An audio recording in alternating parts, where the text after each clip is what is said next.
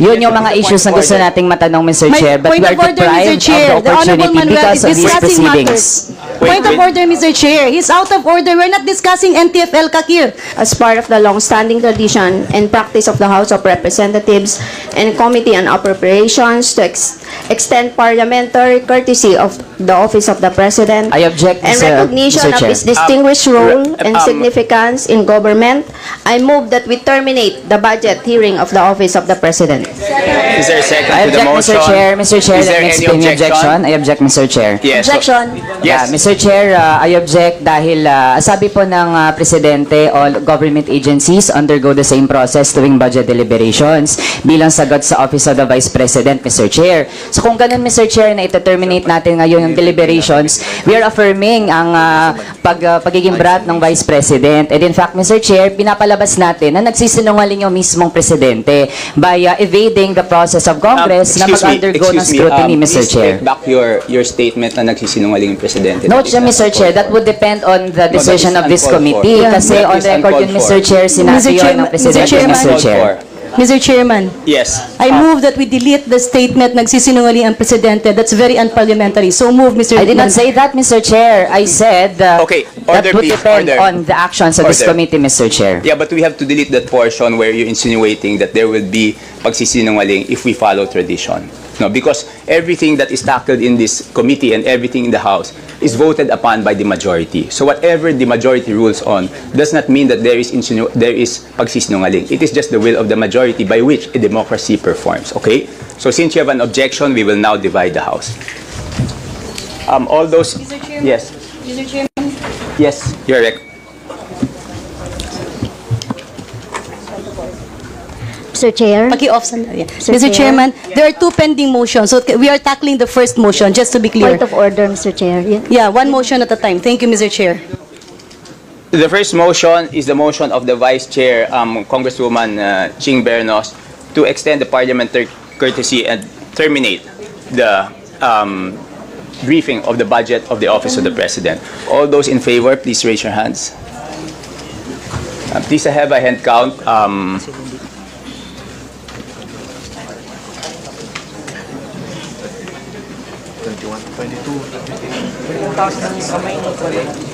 Yung hindi may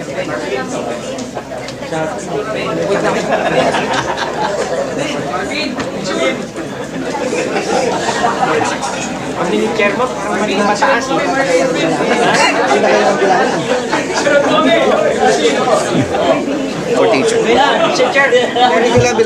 48 are in favor of the motion. How many are against the motion?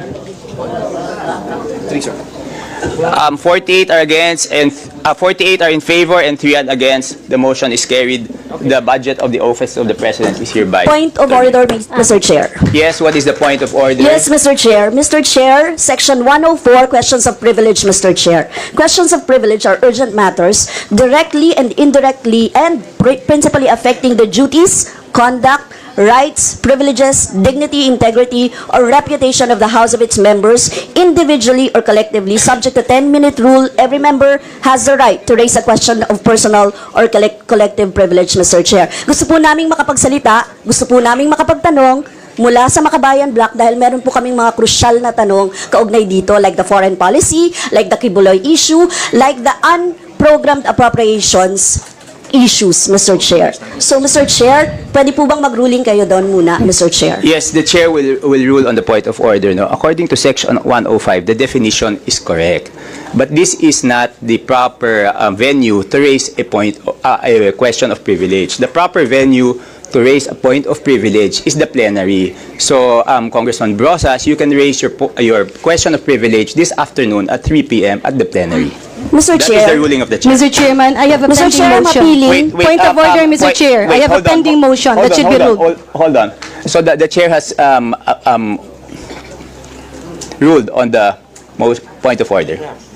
Yes, Mr. Chair. I am appealing, Mr. Chair, kasi sinasabi po natin na kailangan sa plenary. But Mr. Chair, ang rules naman natin ay for all, Mr. Chair. So, we are appealing from the Makabayan Bloc na makapagsalita po at makapagtanong. Point Kasi of po, order, Mr. Chair. Hold I have on. a pending motion. She has the floor. We will let her finish, then I will recognize Congressman Jarin. So we will let Congressman Brosas finish. yes, Mr. Chair, I am appealing to the Chair, Mr. Chair, na baguhin naman na magkaroon no, ng mga questions dito sa Office of the President, Mr. Chair. Gusto pong malaman ng taong bayan yung mga tanong na ito. Gusto po namin makapagsalita dito, Mr. Chair. So, Mr. Chair, can you rule on this also, Mr. Chair? Okay, as previously ruled by the chair, the proper forum for the question of privilege is the plenary. So I would like to recommend to the Honorable Arlene Brosas that if there is a question of privilege, to raise it this afternoon at 3 p.m. Mr. Chair, So the that is the appeal... that is the ruling of the chair, and that is the ruling on the appeal. Mr. Chair, Anyway, the appeal is subject for voting, Mr. Chair. No. The Congressman Brosas, wait, there is a pending motion. Now that I have ruled on your point of order, I will go back first to the pending motion of Congresswoman Garin. Mr. Chair. Yeah, Mr. Chairman, allow Hold me on, to hold on. reiterate. Okay, Mr. Chair. Sandali po. Kasi kayo, kanina, Mr. Chair, you have, you asked for the votes. Papa. Noong mga nag-approve, Papa. terminate the, Papa. and we object. Can you give us time to explain our vote why we object, Mr. Chair? Teka po, sandali lang po. I will recognize first Congressman Garin, and then we will get back to you. Yes, Congresswoman Garin. Thank you very much, Mr. Chair. Allow me to reiterate my prior motion that the statement of the Honorable Raul Manuel, specifically the terms pagsisinungaling, be deleted from the records. There is a motion. Is there I any object, second Mr. to the Chair, and allow me to explain the objection. Again, kung babalikan natin yung Point records, of order, Mr. I Chair. did not I have a claim. pending motion. Wait. Okay. Hold on po. So there is a pending motion. Is there any second to the motion? Is there any objection? Okay. Now we will divide the House. Secretary, please count. First, Mr. Chair, allow me to explain the objection Point before of we order, proceed to Mr. the Chair. vote, We need to divide the Even House. in We are plenary, not in the we count the plenary. votes first. Okay? Sige po. Please raise the hands of those in favor of the motion.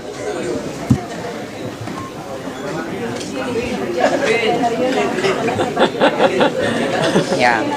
Yesterday. Kamalap.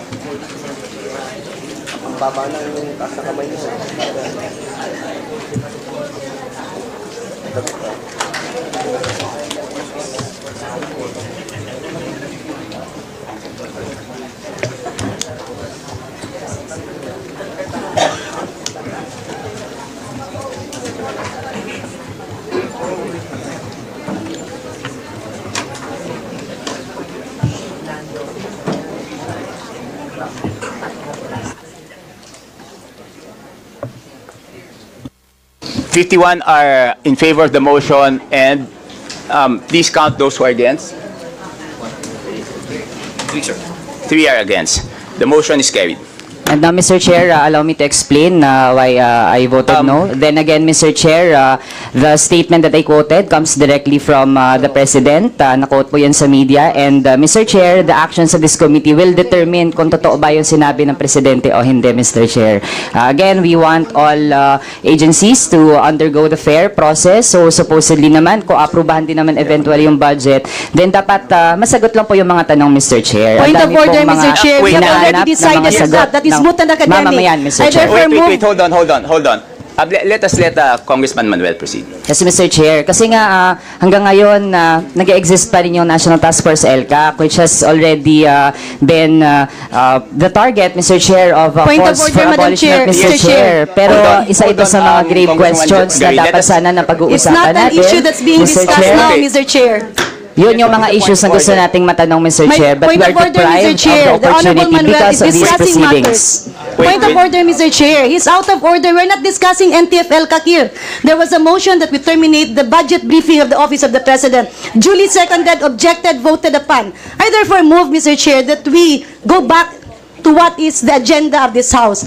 That has been terminated, duly seconded. I therefore move that we suspend consideration of the budget Mr. Chair. until 1:30 Session this is afternoon. suspended. So moved. Seconded. Suspended. Chair, to suspend until 11. Hindi kami mabigyan na. Sandali. Mr. Chair, so we object. Di ba sinabi ko kanina, meron akong motion that we object. Okay.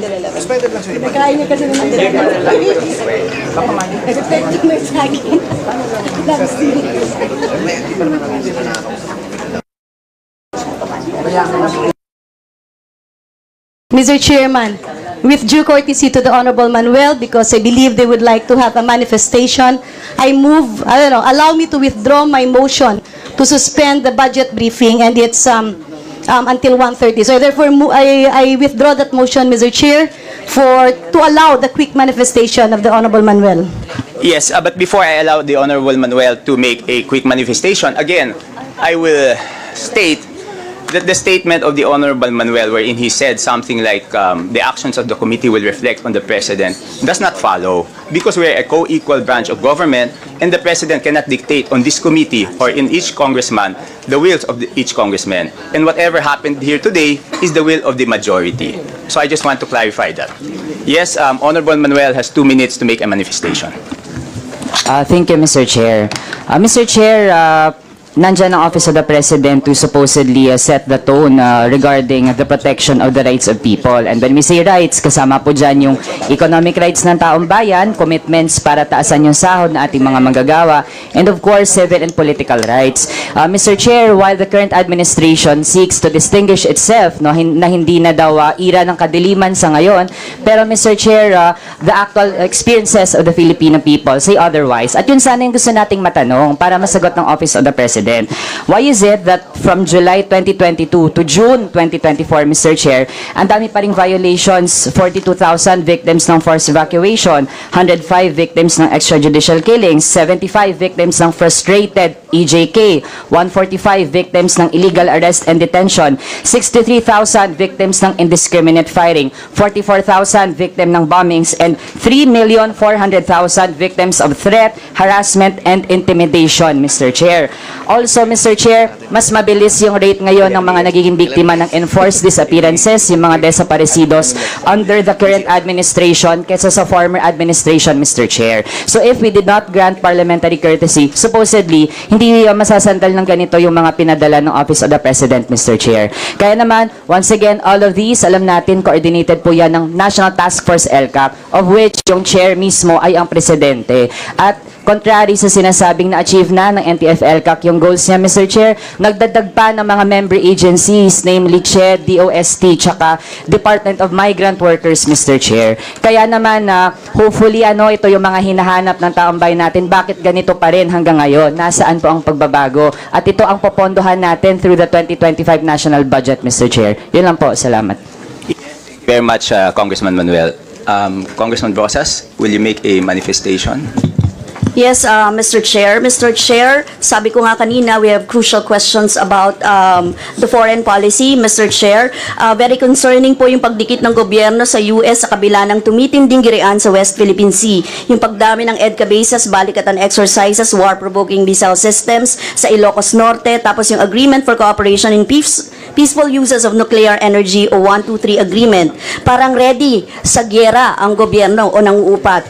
Mr. Chair, gusto rin namin matanong, will the government go after those who aided Kibuloy? Kasi kung matatandaan, sabi ni former President Duterte, alam daw niya kung nasaan si Kibuloy, pero secret lang daw. Si VP Sara Duterte, sabi niya, nasa langit daw. Obstruction of justice ito.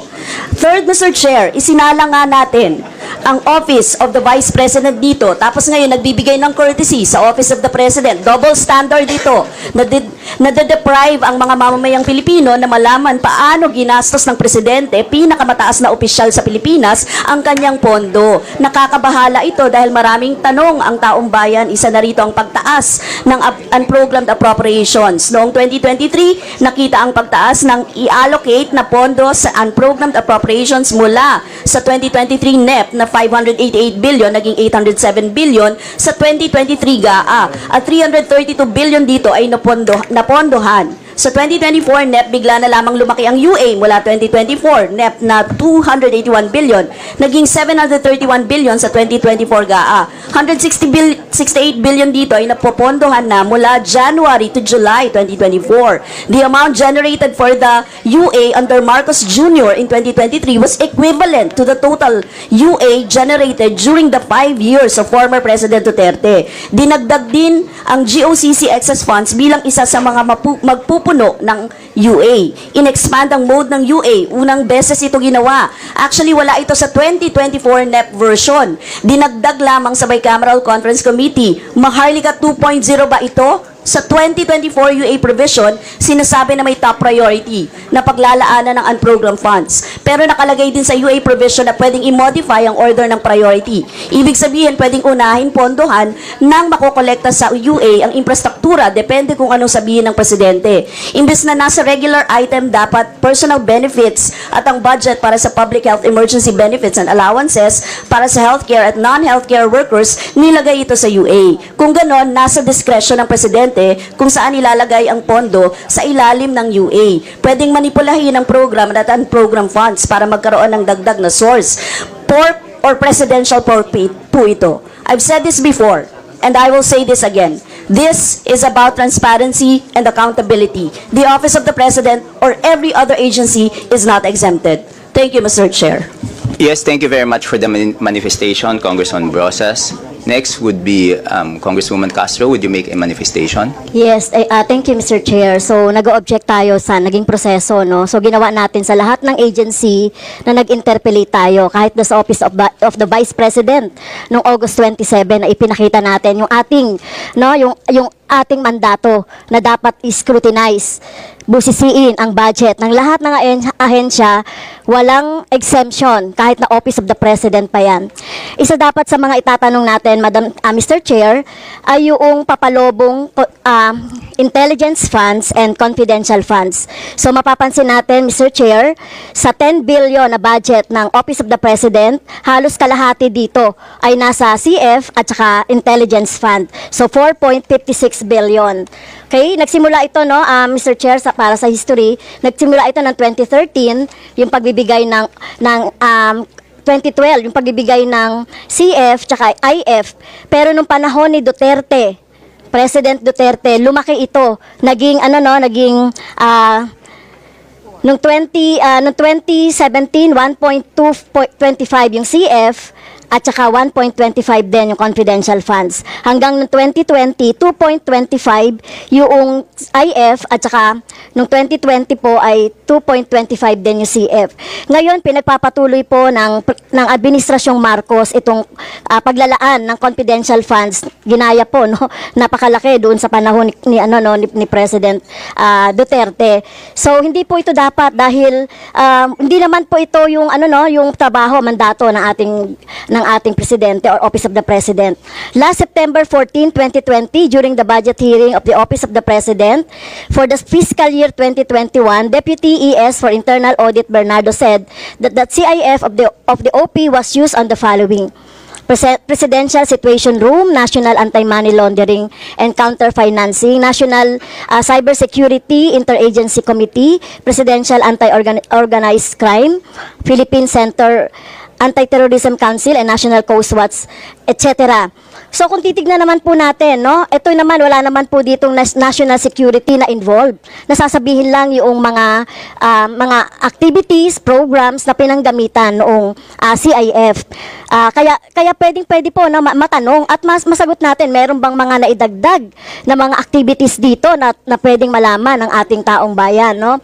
At tingin naman po natin, ito, sinasabi natin na kino-question natin yung 125 million na confidential funds na ibinigay natin doon sa Office of the Vice President. Pero gusto ko rin sana questionin, bakit pinayagan ito ng OP that time? So, yun lang po naman yung gusto nating tanungin.